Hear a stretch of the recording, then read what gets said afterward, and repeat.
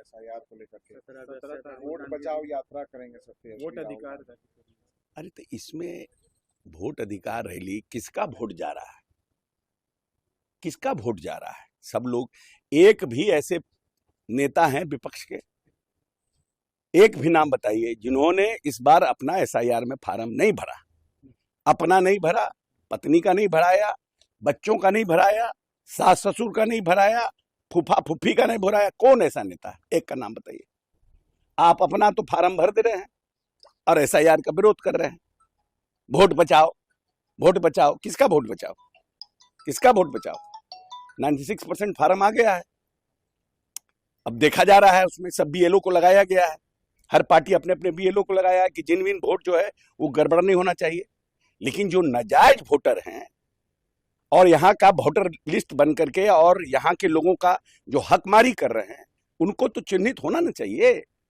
जो वोटर हमारे जायज है, इलेक्शन कमीशन क्या कर रहा है, जायज वोटर छूटे नहीं, नाजायज वोटर जुटे नहीं, तो उसमें क्या दिक्कत है?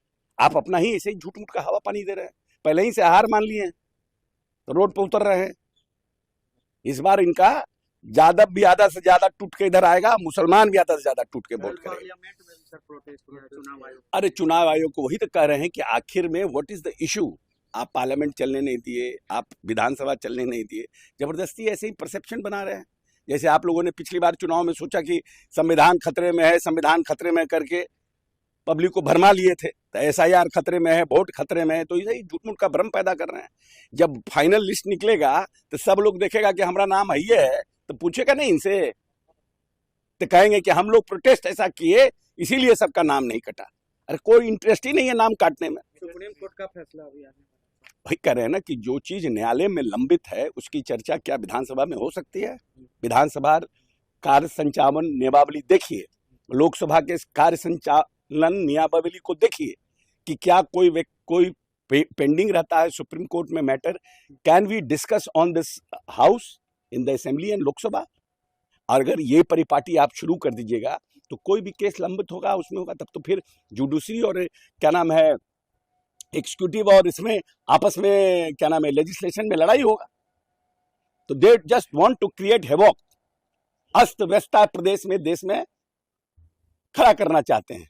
इनके अलावा इनका कुछ नहीं है। वोट से हारी गए हैं, 4 साल सरकार मोदी जी की मजबूती से चलेगी, देश जो है 5वें नंबर से 4थे अर्थव्यवस्था देश में हो जाएगा। लोगों को जो अभी ट्रम्प का टैरिफ को लेकर उसके लेकर जो चल रहा है वो सब खत्म होगा, हम लोगों का और अर्थव्यवस्था मजबूत होगी, अपॉर्चुनिटी हमें और बनेगा, हमारा देश और मजबूत होगा, तो इन लोगों की सब राजनीति खत्म हो जाएगी। तो ये से ही अस्त व्यवस्था बना रहे हैं। आनंद सिंह से मुलाकात आपकी हुई है सर, क्या विशेष? तो आनंद सिंह हमारे बहुत करीबी हैं। हम जब से हाफ पैंट पहनते हैं, याद है जब बिहार पीपुल्स पार्टी बना था तो इनके यहाँ के एक उम्मीदवार हमारे बजबीघा में जब मेरे पिताजी चुनाव लड़ रहे थे तब उनके यहाँ के मुकामा के एक व्यक्ति हमारे यहाँ चुनाव लड़ रहे थे। लेकिन आनंद सिंह से पहले से उनके भाई दिलीप सिंह से भी मेरे पिताजी का अच्छा संबंध रहा था, तो मेरा एक पारिवारिक संबंध है। जेल से छूटे थे, व्यक्तिगत रूप से मिलने गए थे, इसमें कौन बड़ी बात है? हम पहले भी बोल चुके हैं। नहीं, टिकट का निर्णय नीतीश जी को करना है, ललन बाबू को करना है, क्योंकि उनका लोकसभा क्षेत्र है। ये टिकट का निर्णय वो दोनों करेंगे, उनका काम है। लेकिन मेरा काम था कि एक भाई के रूप में जेल से बाहर आए थे, हम उनसे मिलने गए, स्वाभाविक रूप से हम गए मिलने के लिए, मिल करके आए हैं। और वो चुनाव अगर मोकामा से लड़ेंगे तो जनता दल यूनाइटेड को बहुत भारी जीत होगी। बाकी निर्णय करना नीतीश जी ललन बाबू का काम है।